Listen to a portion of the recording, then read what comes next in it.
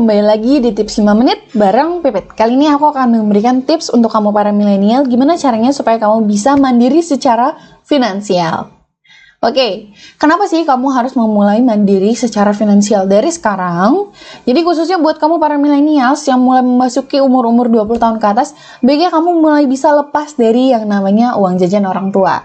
Kenapa? Karena gini loh, sekarang itu semuanya serba mudah, semuanya serba gampang, semuanya serba online. Bisa dijangkau dengan online, bisa kamu jangkau hanya dari rumah aja. Mudah mencari pekerjaan, mudah mencari uang sampingan atau uang tambahan. Banyak cara untuk mengembangkan diri kamu karena semuanya sudah serba online ya. Jadi jangan banyak ngeluh nih untuk teman-teman millennials karena zaman sekarang tuh semuanya serba gampang. Nah, selanjutnya mulai dari mana nih? Kamu bisa mulai dari membuat perencanaan keuangan. Ini yang paling penting ya, apalagi buat kamu yang sudah mulai bekerja. Buatlah perencanaan keuangan dengan jelas. Kamu bisa membuat beberapa list atau tabel tentang pengeluaran dan juga pemasukan kamu. Misalnya, kamu mencatat transportasi selama 1 bulan tuh berapa sih yang harus kamu keluarkan dari bensin, atau mungkin kamu naik kendaraan umum.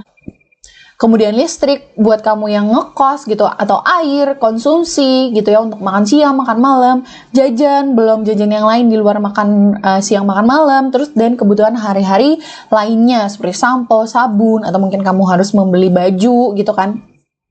Pastikan kita ada keinginan-keinginan lain. Nah, pastikan kamu membuat perencanaan dan juga pencatatan keuangan supaya nanti kamu tahu berapa yang harus kamu keluarkan. Kemudian yang kedua yaitu mempersiapkan dana darurat. Persiapkan dana darurat dengan baik. Dana darurat ini kamu tujukan untuk hal-hal yang memang tidak terduga nanti ke depannya. Karena kan kita nggak tahu ya nasib kita nanti ke depannya gimana. Besok gimana, entah apa yang akan terjadi. Nah, misalnya terjadi kecelakaan amit-amit gitu ya di keluargamu atau kamu sendiri gitu. Nah, kamu bisa memanfaatkan si dana darurat ini yang memang membutuhkan biaya jauh lebih besar gitu. Atau ntar misalnya tiba-tiba amit-amit ya. Misalnya krisis atau bisnis kamu bangkrut gitu. Nah, kamu bisa menyimpan dana darurat ini gitu. Jadi kamu masih memiliki dana darurat untuk kamu bertahan. Kemudian selanjutnya yang ketiga yaitu miliki tabungan. Ini penting banget nih. Aku yakin pasti banyak dari kamu yang baru mulai kerja tapi tabungannya nggak ada. Padahal gajinya tiap bulan. Oke, jadi tabungan ini tidak sama halnya dengan dana darurat ya teman-teman. Tapi bukan berarti tabungan ini bisa kamu ambil kapanpun. Kalau bisa, kamu bikin 2 jenis tabungan. Yang pertama, tabungan yang memang tidak boleh kamu ambil. Jadi yaudah, untuk aset kamu aja, kamu tabung terus setiap bulannya. Dan yang kedua, tabungan yang boleh kamu ambil. Yang memang kamu tabung sengaja untuk mengejar sesuatu. Misalnya kamu mau beli gadget A. Nah, kamu tabungnya di sini, yang tabungan yang boleh kamu ambil. Atau misalnya kamu mau beli baju tiap bulan, ya udah berarti kamu harus nabung segini. Nah, itu boleh dimasukkan ke tabungan yang boleh kamu ambil gitu supaya nanti gaji kamu tidak terganggu gitu. Kemudian yang keempat yaitu mulai berpikir untuk memiliki pendapatan pasif. Nah, apalagi zaman sekarang ya. Pendapatan pasif yang bisa kamu miliki, yang pertama yaitu properti. Kamu bisa sewakan rumah, atau kos-kosan, atau kontrakan. Ini buat kamu yang memang sudah memiliki modal yang cukup ya. Kemudian yang kedua, saham, investasi, reksadana, obligasi, dan hal-hal lainnya. Itu juga bisa kamu ikuti. Tapi kamu harus belajar dulu, karena biasanya kalau saham, investasi, dan lain-lain itu ada ilmunya, biar kamu nanti nggak boncos. Kemudian yang ketiga, menulis blog. Buat kamu yang suka menulis gitu ya, kamu juga bisa mengambil keuntungan dari situ. Jadi YouTuber, jadi influencer, juga bisa gitu. Kemudian yang keempat yaitu ada fast moving customer goods. Buat teman-teman yang belum nggak familiar dengan kata ini.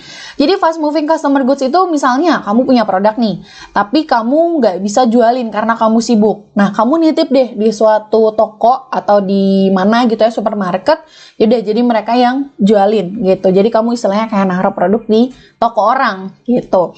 Contohnya misalnya kamu jualan minuman saset atau misalnya kamu jual keripik-keripikan.